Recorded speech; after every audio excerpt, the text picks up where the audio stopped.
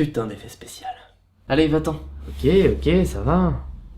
Aujourd'hui, toutes les possibilités sont presque infinies avec ces trucs-là. Là. Et ça, c'est grâce à la magie d'Internet. Et ne me dites pas le contraire, puisqu'en moyenne, aujourd'hui, on passe environ 7 heures par jour à surfer sur Internet. Que ça soit dans la rue, aux toilettes ou dans votre chambre, à faire des incrustations bidons. C'est moi! Si vous n'avez pas encore fait connaissance avec Internet, bienvenue dans notre monde.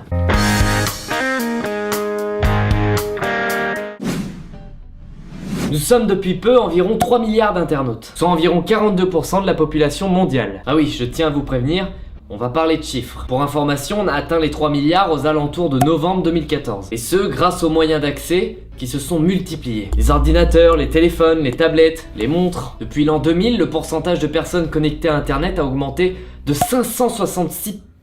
Et sur ces 3 milliards, 2 milliards sont inscrits sur au moins un réseau social. Et donc les 4,3 milliards de personnes qui restent seraient totalement coupées d'internet. Principalement dans les pays émergents d'ailleurs. Concentrons-nous un peu plus sur ce qui nous réunit aujourd'hui, à savoir YouTube. Déjà YouTube c'est plus d'1 milliard d'utilisateurs. Et chaque minute près de 100 heures de vidéos sont mises en ligne pour plus d'une dizaine de millions de chaînes YouTube. Moi ces chiffres ça me fout le vertige. Mais on peut dire qu'Internet est la plus grande communauté du monde et que bien exploité, c'est une machine surpuissante capable de soulever des montagnes. Un dernier chiffre pour la route, on estime que 90% des données numériques ont été créées pendant ces 2 dernières années. Dites-vous donc bien que les choses sérieuses ne font que commencer.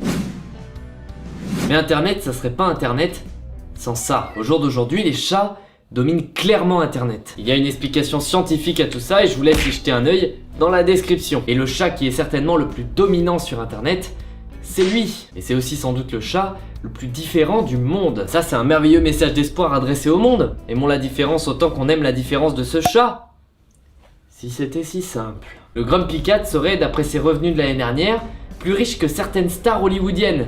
Comme Nicole Kidman, Leonardo DiCaprio ou Scarlett Johansson, pour un total de 81 millions de dollars depuis sa première apparition en septembre 2012. On le voit dans une vidéo faire la gueule. Passionnant. Tabitha Bendosen doit être contente puisque c'est la propriétaire de ce gros matou qui fait tout le temps la tronche. D'ailleurs c'est une femelle.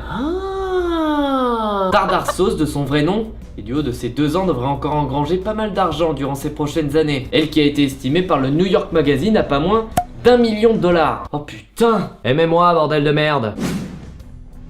Tout comme les automobilistes sont sanctionnés pour l'usage du téléphone au volant, bientôt les piétons seront punis s'ils utilisent leur portable en marchant sur le trottoir. Des tests sont déjà effectués en Chine où des trottoirs spéciaux portables ont été mis en place. Tandis qu'en Allemagne, on pencherait pour la verbalisation pure et dure. Tout ça au juste titre que les utilisateurs de smartphones seraient la cause de nombreux accidents. On regarde pas en traversant et on se fait renverser par un chameau.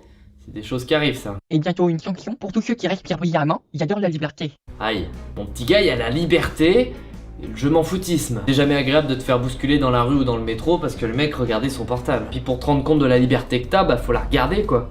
C'est si tu restes les yeux fixés sur ton portable... Ceux qui sont prêts à sacrifier la liberté de tous pour un peu de sécurité et de tranquillité ne méritent ni l'un ni l'autre. L'idée de l'interdiction s'évoque, c'est une chose, mais y penser sérieusement, interdit de lire le SMS de votre amoureux amoureuse sans se faire verbaliser, je veux dire, les gens qui sont prêts à en arriver là n'ont carrément pas compris le sens de la vie. Là dans le fond je suis un peu plus d'accord avec toi. Mais bon, moi quand je réponds à ma copine, je préfère m'arrêter et prendre mon temps plutôt que de l'écrire en marchant. Parce que la verbalisation c'est quand quelqu'un marche en utilisant son portable. Rien ne t'empêche de t'arrêter, de répondre à ta maîtresse et de regarder un peu le paysage. Parlons un peu de sexe. Oui, parce qu'un épisode sans sexe, on se ferait chier un peu, hein. Une étude américaine menée sur le site de rencontre Match montrait que les personnes utilisant des smileys dans leurs messages avaient plus de relations sexuelles que celles qui n'en utilisaient pas. Donc déjà, ça prouve que si vous recherchez le grand amour, pas la peine de tester les sites de rencontre. Vous allez juste niquer. Cela s'expliquerait en partie grâce au caractère explicite des smileys. Nos intentions sont plus facilement mises à nu. Et du coup, nous aussi. Je veux du sexe, bordel! Bah ça c'est bien plus facile à comprendre que j'aime promener mon chat. Alors que j'aime promener mon chat, point virgule, parenthèse, 3 petits points, on baise.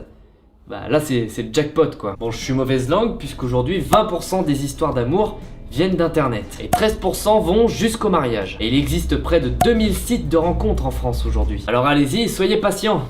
Ça viendra.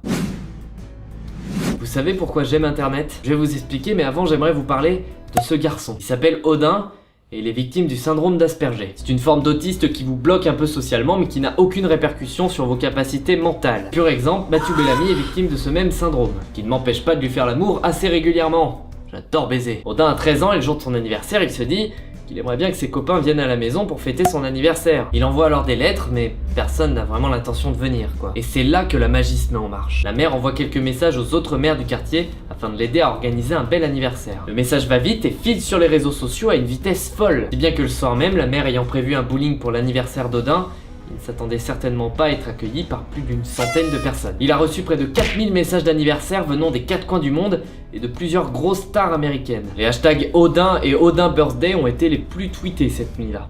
Vous voyez, parfois, Internet peut faire de grandes choses. Alors c'est vrai que tout n'est pas tout rose et qu'Internet a ses vices qu'il faudra combattre. Rien n'est parfait, mais l'idée, c'est quand même de la frôler, cette perfection. Et si je pense qu'Internet en est très loin, je pense que c'est quand même la chose qui s'en rapproche le plus. Vous trouverez toutes les informations nécessaires dans les liens de la description. J'en fais trop pour aujourd'hui. À bientôt. C'est bon, je peux y aller? Oui. Oh bah putain. C'était mieux avant, hein.